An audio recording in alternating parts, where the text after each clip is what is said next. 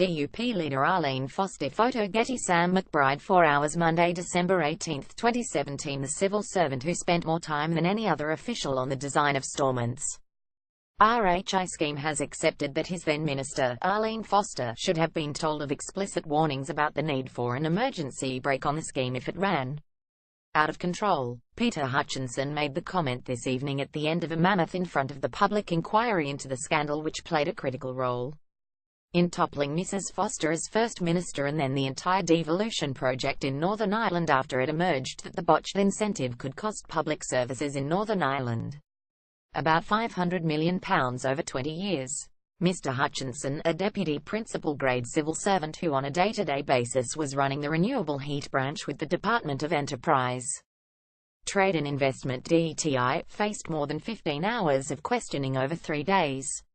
He will face further questions next year when the inquiry moves into phase 2 of its work, examining how the RHI scheme was run. After a forensic examination of his actions in relation to the establishment of the Green Energy Scheme, inquiry chairman Sir Patrick Coughlin distilled into one question a series of facts which emerged during evidence heard by the inquiry thus far.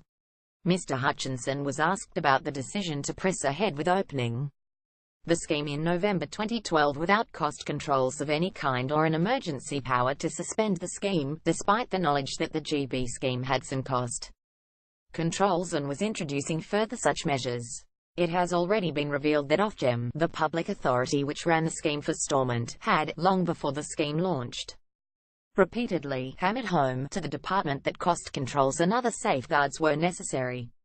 Peter Hutchinson giving evidence to the RHI inquiry today. "You had a very firm and clear warning," Sir Patrick put it to Mr. Hutchinson, that there had been 3 points prior to the launch of the Stormont scheme when some of the critical problems with it had been raised. Sir Patrick said that Mr. Hutchinson and his team had been given a rationally and closely reasoned document from Whitehall which alerted the Stormont department to the fact that it was moving to put in place a power to suspend the GB scheme at a time when the take-up in GB was very low, so it wasn't a concern other than that a safety mechanism, they felt, was needed in the circumstances. The retired appeal court judge went on, "You then had a very firm, clear warning from Ofgem, people whom you were relying on for expertise, that you should wait and then incorporate whatever was in the GB emergency power to suspend into your regulations." Setting out the third point at which the issue was explicitly raised with the department, Sir Patrick said, "When you sent your regulations to Arthur Cox, the solicitors, they had the same reaction that you ought to look and see if you wanted to incorporate this emergency power from GB. You obviously were concerned about time and about perhaps the possibility of not taking the full financial advantage of the 2011 and 2012 budget from HMT. You told Ofgem that you had a commitment from your minister that these would have to go through into without such an amendment. Did it go to the minister?" Mr. Hutchinson interjected to say that Ofgem had been told that there was a commitment with the minister to have the scheme launched by a certain date. Sir Patrick continued, "Yes. And that would have meant that you would not have the power to suspend. In it, whatever way you look at it, this was a difficult decision because of the external, properly reasoned advice you had. Did it got to the minister?" Mr. Hutchinson said, "There's no formal submission on that. No, I don't think there is." Sir Patrick said that the obvious question had to be, why, to which Mr. Hutchinson replied, "I think that's a fair question. I think it was just decided at that level by officials." Sir Patrick asked whether it ought to have gone to the minister, to which Mr.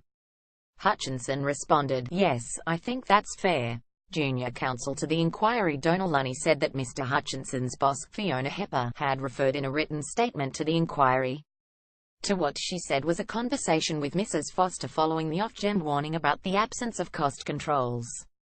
Mrs. Hepper will tomorrow return to the inquiry to conclude, giving her oral evidence. "We weren't spending money." Earlier, Mr. Hutchinson was asked by Dr. Keith McLean, the technical assessor to the inquiry, about how the projected cost of the scheme fluctuated by £100 million as it was being designed. Dr. McLean said that in business he was used to very clear rules whereby individuals are given delegated authority to spend up to a certain amount. Mr. Hutchinson said that within the civil service there were delegated limits as to how much each level official can spend, but said that At this stage, we weren't spending money because the scheme had not yet launched, so those delegated limits didn't apply as much. Mr. Hutchinson also that he had not done any rough tests to see what would happen if boiler owners used more heat than the department's consultants expected.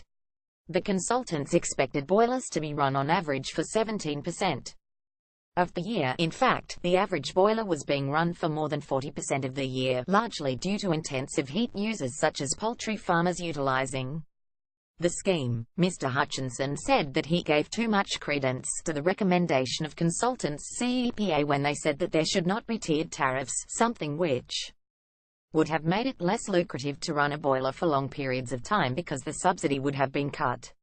In news http://cnews.co.uk